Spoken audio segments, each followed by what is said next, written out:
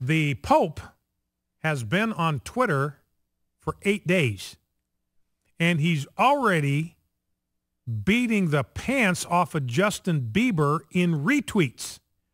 Now, the Pope, he's 85. He's only been on Twitter for 8 days. Now, he's got 2.1 million followers in the first week. Justin Bieber's got 31.7 million followers.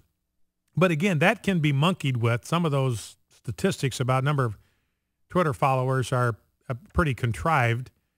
But the Vatican, it's interesting to me, they're even tracking this stuff. So the Vatican out there publicizing the fact they've got 2.1 million followers. And even though Bieber has 15 times as many followers, Pope Benedict has beaten Bieber on retweets. Now, a retweet is when you get a tweet from somebody that you follow, and for whatever reason you want to send it on. Usually you send them on because you like it. It says something that you approve of. Not all retweets represent endorsements by any stretch, but many of them do.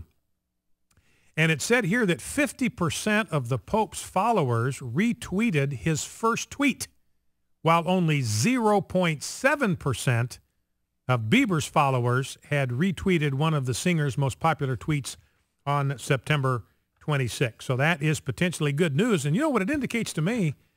We're not lost here yet. I mean, obviously, if people are signing up to follow the Pope, they're doing it because of a spiritual hunger, because of the respect they have for his spiritual leadership and the trust they have in what he declares. And so they're listening to him. And the fact that 50% of his followers retweeted the first message he sent out is a very, very good sign. So be encouraged by that. That's, of course, not to say that we agree with every aspect of Roman Catholic theology. We don't. There's obviously differences there. But my point is, here is somebody that represents Christ, speaks of Christ, speaks the truth, taking a strong, firm stand on sanctity of life, sanctity of marriage. And he's got people that are following him and listening to him and repeating his messages to their followers. And that, I believe, is some good news. Another minor point on this Connecticut thing, we're going to get back to the shooting deal here in a moment. But we talked yesterday about how Walmart's out of guns and how this whole thing is completely backfiring on Barack Obama. Barack Obama, the Democrats are out there talking about confiscating guns. Ed Schultz says we got to go into every home. We got to clean them out. We got to get them off the streets. Don Lemon, CNN, we got to confiscate all the guns. Dianne Feinstein saying in 1995, if I had the votes, that's what I would do. I'd ban all guns. We would send law enforcement into every home in the country to grab guns right off of your bedside table. That's what Dianne Feinstein would do if she had the votes. Barack Obama would do exactly the same thing. He's out there telling the NRA, I hope you guys engage in some self-reflection. And I pointed out he's really demonizing the NRA here, got some blowback on that. But he's not asking the NRA. He's not saying, hey, NRA, I want you to self-reflect on the wonders of the Second Amendment and an armed citizenry. I want you to self-reflect on the fact that an armed society is a polite society. Is he asking for that kind of self-reflection? No, President Obama says, I hope you will do some self-reflection on the fact that you're at fault here. You're to blame for this terrible, tragic shooting. Now, another thing besides the guns and the ammo flying off the shelves, which is the exact opposite of what Barack Obama intended, certainly. He says, we got to get a ban on hunting rifles. What happens? People go out and they buy hunting rifles. They're out of stock. You know, my director, Rob Gardner's telling me yesterday he went to a local gun shop. They sold 125 of those, the so-called assault rifles. They're just rifles. They're cosmetically different from 22 rifles. It's just cosmetic. They just look like military-style weapons, but they're just hunting rifles. The action, not the bolt action, but the guts and the way it operates is exactly the same. One bullet at a time, one pull of the trigger. Anyway, so those are flying off the shelves. He's out there demonizing the NRA, and the NRA is having 8,000 people a day sign up. So Barack Obama's out there demonizing the NRA. You guys got to do some self-reflection. You're at fault here. What happens? American people sign up in droves. NRA can't beat them off with a stick. 8,000 a day signing up to become members of the NRA. And here's the other thing. This is the sobering thing to me. The other thing that's flying off the shelves are bulletproof backpacks. Can you believe this? Bulletproof backpacks. They're $300.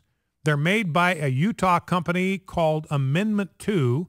They feature a full plate of armor that can stop multiple rounds of ammunition from a range of firearms. It's designed to stop anything up to a .357 Magnum. And man, if that doesn't tell you something about where we are at as a culture, that you got parents feel like they got to send their kids to school with bulletproof backpacks.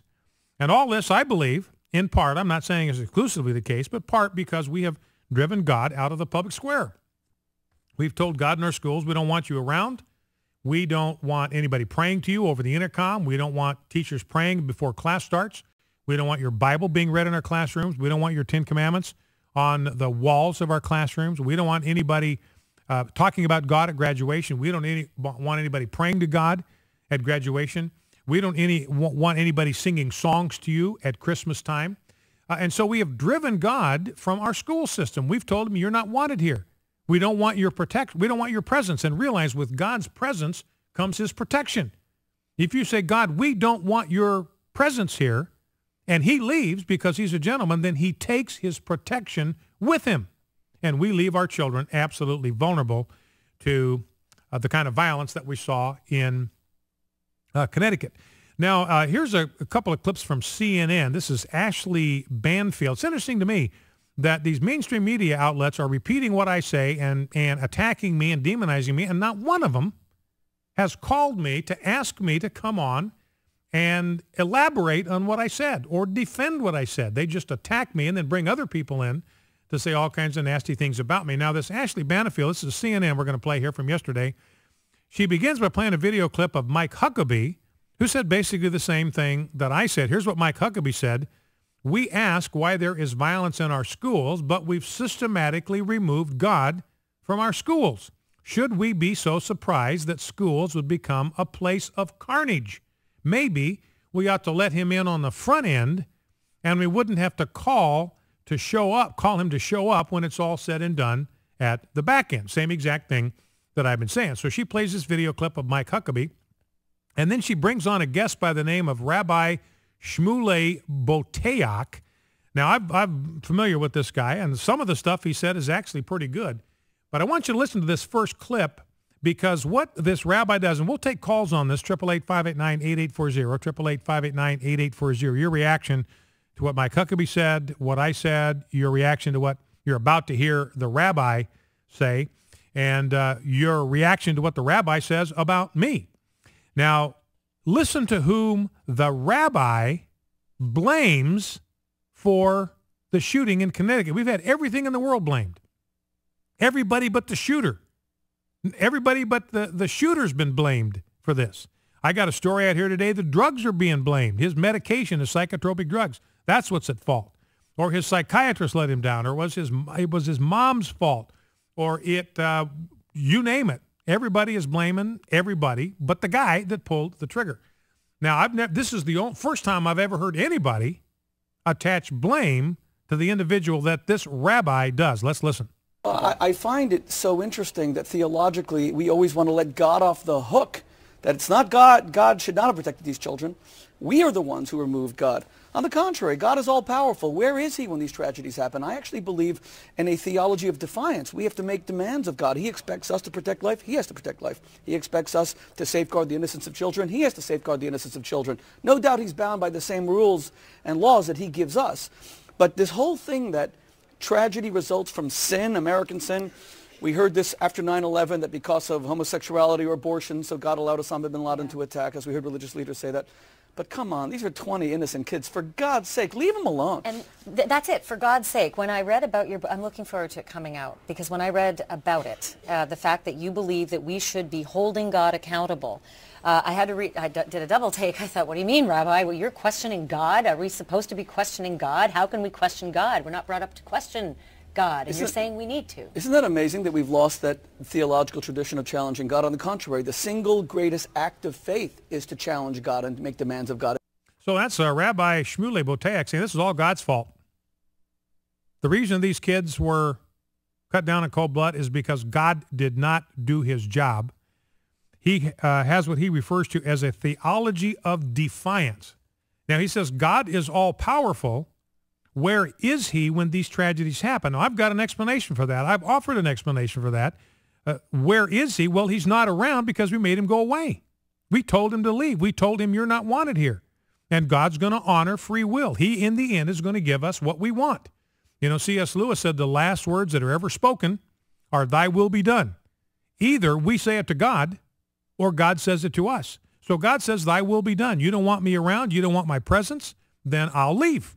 I'll vacate. But don't forget, when I leave, when my presence goes, and I will honor your desire, I will honor your will, when my presence goes, my protection goes with it. And then they have a dialogue about what I had to say. Let's listen.